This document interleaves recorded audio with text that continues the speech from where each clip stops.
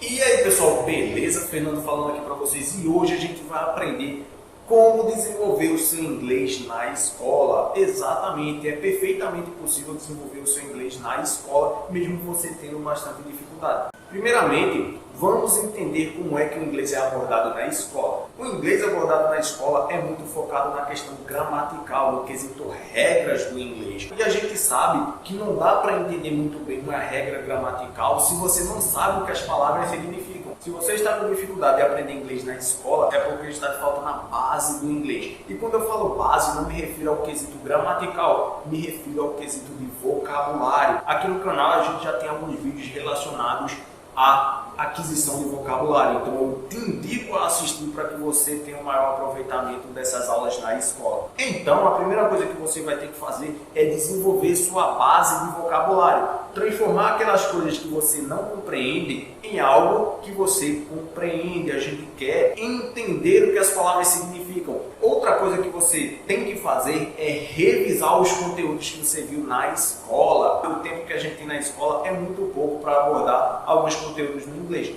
Então, por consequência, você vai sentir uma certa carência em relação ao aprendizado de alguns quesitos gramaticais. Por quê? Porque você não viu coisas o suficiente em relação a esse assunto. Então, para você suprir essa necessidade, você teria que chegar em casa e revisar os conteúdos que você viu, porque o seu cérebro ele vai apagar aquelas informações se você não as rever. Se você não revisar, você vai esquecer. E se você esquecer, você vai ter dificuldade em algumas atividades. Portanto, revise os conteúdos que você acabou de ver. Outra coisa que você tem que fazer é pesquisar frases e sentenças relacionadas àquele assunto gramatical que você acabou de ver. Analise frases, textos, atividades em relação àquele conteúdo, àquele assunto que você está vendo na escola. Dessa forma, você vai ter uma certa familiaridade com o assunto e não vai ter tanta dificuldade assim quando chegar um dia que tem uma atividade que vala ponto ou até mesmo na prova, caso você vá fazer em relação a esse assunto. Você já vai estar bem mais preparado e não precisa estudar tanto assim para aquelas provas.